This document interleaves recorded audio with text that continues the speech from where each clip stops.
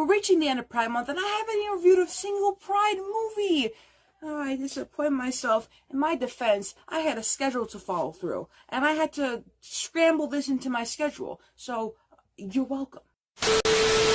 It's been 4 weeks since I last did a movie review, and now I come back to you with, there's a fly, sorry, with 2 movie reviews, folded into one video. I'll be reviewing 2 gay movies, That Certain Summer and Big Eden. That Certain Summer is a 1972 American made-for-TV drama film directed by Lamont Johnson. It's the teleplay written by Richard Levinson and William Link, and was considered the first sympathetic depiction of gay people on American television. It was produced by Universal Television and was broadcasted for an ABC Movie of the Week thingy, which, for those of you who don't know, ABC Movie of the Week was an American weekly television anthology series featuring made-for-TV movies on the ABC network. And it was released on that broadcast on November 1st, 1972, and received a number of television awards and nominations. The movie was also recognized as being the first network drama to depict a stable same-sex couple, and the first to depict a gay parent, and the first gay-themed show to win an Emmy, with Scott Jacoby winning for his performance. A novelization for the film was written by Burton Wohl and published by Bateman Comics. We'll get into the plot of That Certain Summer later, but now let's move on to the Big Eden movie. Big Eden. Big Eden is a 2000s rom-com movie written and, is it rom-com? It's a rom-com drama. Romantic comedy, but it's also a drama. It was written by Thomas Bezucha. Aaron Gross stars as Henry Hart, a successful gay artist from New York City who returns to his rural hometown of Montana to care for his ailing grandfather.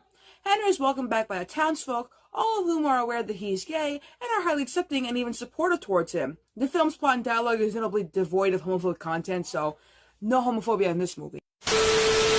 During his months when he stays in town, Henry is forced to confront his unresolved feelings for his high school friend, Dean Stewart, while simultaneously being oblivious to the feelings of Pike Dexter, the shy Native American owner of the town's general store. This film also won awards, but it won awards from several gay and lesbian film festivals, and was nominated for Best Limited Release Film at the GLAAD Media Awards in 2002. Except for the opening sequence, the motion picture was shot entirely in Montana. Before we get into the plot of Big Eden, we can now circle back to That Certain Summer, and go on to the production notes of the movie before we get into the plot of that.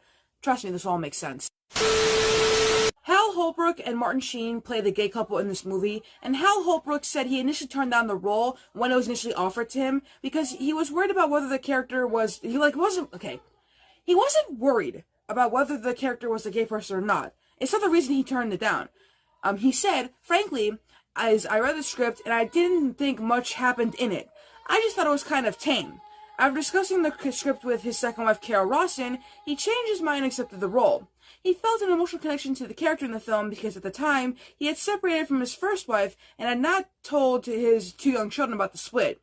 It was very easy and natural for me to translate the emotional turmoil I was personally feeling into the turmoil that Doug, his character, was feeling. The film remains important to him because it meant so much to so many people. In a 2007 interview with the Dallas Voice, Martin Sheen reminisced, "I thought it was wonderful. There was a great deal of freedom in it because it wasn't about advocating a lifestyle or sexuality. It was about 2 people who adored each other, and they weren't allowed to have a relationship that involved sexuality." When asked if at the time he was concerned about how the role could affect his career, he responded, "I had robbed banks and kidnapped children and murdered people, in any number of shows. Now I was going to play a gay guy, and that was considered a career ender. Oh, for Christ's sake, what kind of culture do we live in?" Now, the coming out speech that Doug gives to Nick was criticized by gay activists who objected to the father telling his son, "Some people think that it's a sickness, homosexuality, and if I had a choice, if it isn't something I'd pick for myself." According to the writer Richard Levinson, ABC insisted those lines be inserted. He said that ABC felt that the film was taking a pro-homosexual stand, and the opposing view had to be aired.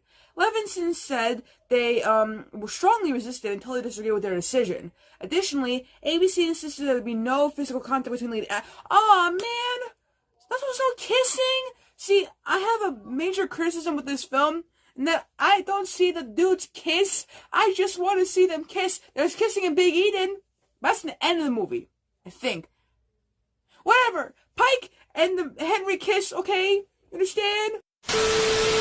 In an interview with the Television Academy Foundation, writer William Link said that they took the project to NBC, but NBC said that they wouldn't touch that movie with a 10-foot pole. Get out of here.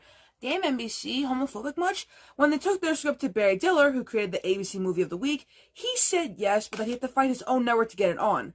Link also reported that they could not get actors to play the part of Hal Holbrook's character, and when Cliff Robertson was approached about the role, he flatly stated, "I'd rather play, this guy than play that man." Link also said that the night it was on, a bomb threat came to an ABC affiliate. Damn, dude.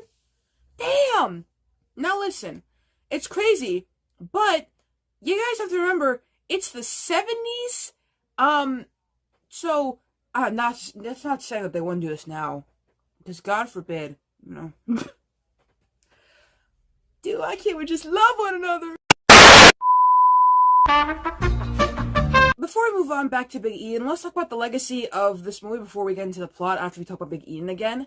In 1998, this movie was honored with the Hall of Fame award at the Producers Guild of America's Awards, and in 2014, the Paley Center for Media added the movie to its media collection in celebration of TV's impact on the LGBT equality and stuff like that. The center noted the movie's success at educating and enlightening a select few and giving others a little bit of hope, and also demonstrating the more progressive element of TV. Let's get back to Big Eden. So the film was shot in Montana, mostly and near Glacier National Park.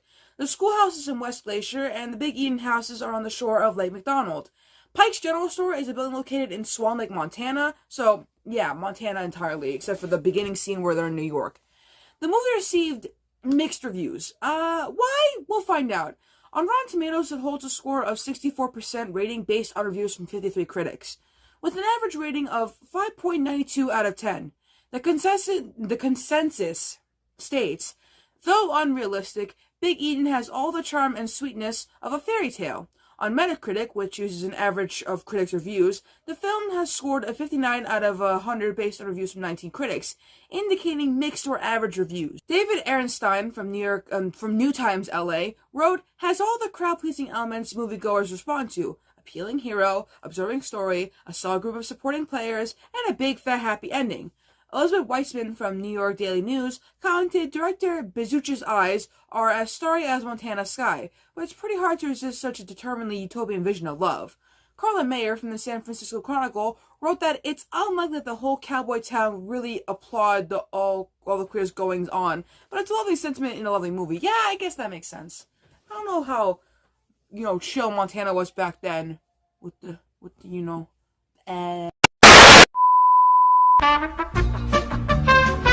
Like I mentioned before, this film also won awards and nominations from a number of independent film festivals, including a nomination for Best Limited Release Film at the GLAAD Media Awards in 2002.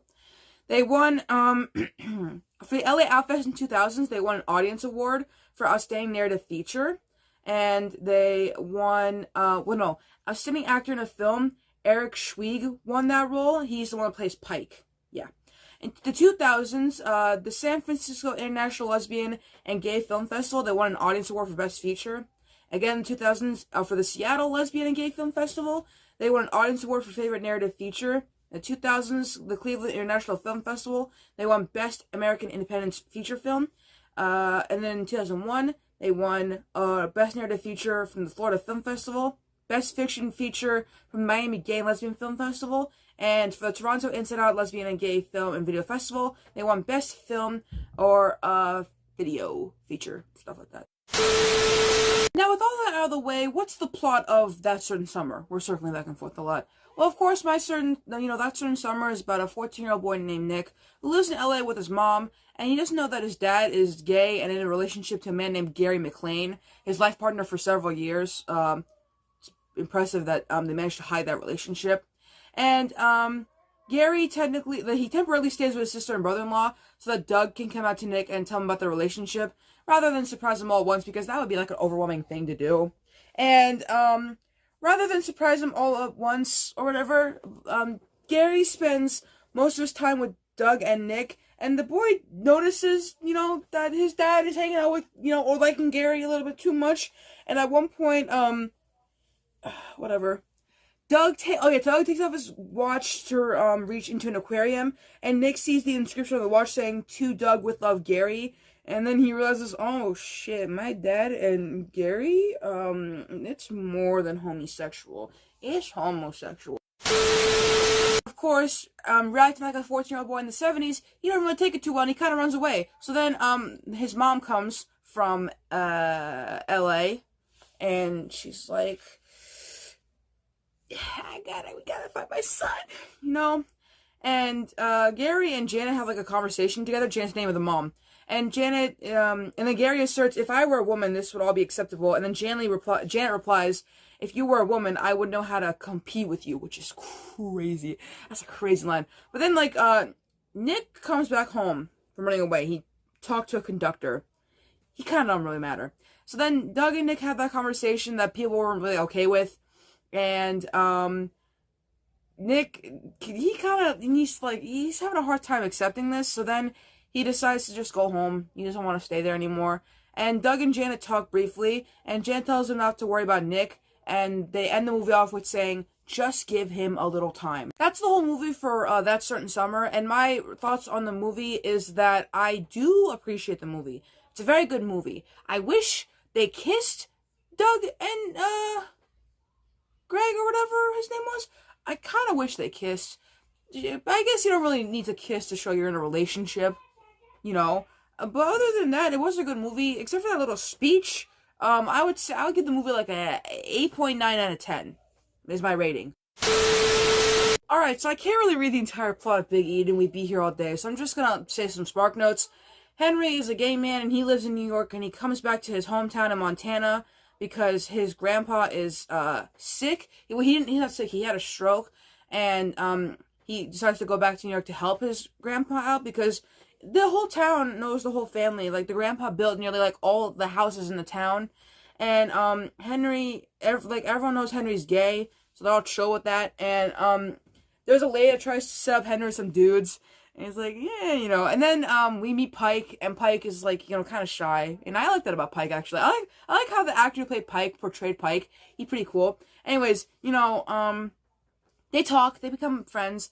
Pike falls for Henry over time, even though Henry kind of still has a crush on his childhood friend Dean, even though Dean literally has children. It's alright, so it's okay. But Sam gets sicker, and Dean tells Henry, we can't be together, dude, that's kind of weird. And then Sam unfortunately dies. They have a funeral for him, and Henry is like all alone, and realizes that Pike meant something to him. And Pike is like, oh man, I love Henry, but does Henry love me? So then, as they think Henry's leaving for New York, Pike just do that rom-com thing, you know, like, oh, I gotta go to the airport, and I gotta see him. But unlike most rom-coms, TSA actually stops him. This is in the 2000s, so this is before historical events. They still stop him though, and it's kind of like too late. But when Pike gets back to the store, he sees Sam's truck, even though Sam's dead. But then he sees Henry. It's like, Henry, you came back. And then they have a party, and Henry and Pike kiss. Oh, I have to add that scene. It's so beautiful. On each.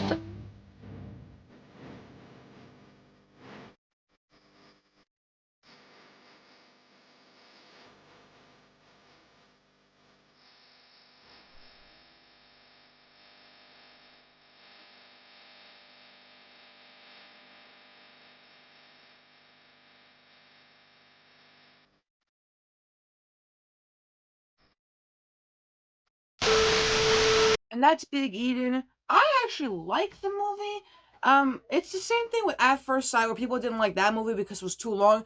And this one because of whatever. I like Big Eden because I've always wanted to watch a gay rom-com from the 2000s. Why are there so many flies in my room? It's like 2 flies flying around. I'm getting distracted. Anyways, I've never watched gay rom-coms before, and so this was definitely a treat for me. That Certain Summer was more of like a drama made-for-TV movie, and so that doesn't really count as like a rom-com because there's no, whatever. But yeah, I would give Big Eden a 9 out of 10. I like the build-up to when they kiss, which is at the end of the movie, because, Pike's shy. It takes a while to, kiss the homies, but they're not homies. They're more than homies. They're in love. But anyways, I hope you guys enjoyed the Pride review, because I had to do one. I can't just leave off this Pride month without doing a Pride review. Originally, I was supposed to do, what was I going to do? I have a thing. I was going to review a show. What was it called? I have it. Bosom Buddies with Tom Hanks, the one where they're just up as women. It's also like the first Tom Hanks show or whatever. I was going to talk about that for a video, but of course, we don't have time. I mean, we might, but I have things to do. I have other videos to make. I have a schedule to upkeep. And by the time we get to Bosom Buddies, Pride Month is over. It's never over, but you know what I mean. Anyways, I want you guys to expect another movie review soon. Actually, it's in my schedule. I finally watched My Stepmother is an Alien. Oh, I can't go on a rant about it now, but oh, I love My Stepmother is an Alien. I love that movie, and I think it's because I love Dan Aykroyd, and seeing him in the romantic role, oh man, it does something to me, man. Oh my god. I can't get into it today. I can't do it. We have a schedule to upkeep, but I will see you guys all in that review, because I love Dan Aykroyd, and I intend to do more Dan Aykroyd videos. I really do. Because I just love him so much. He's just... And the fact that he has ASD like me, God, I love him even more. Oh my god.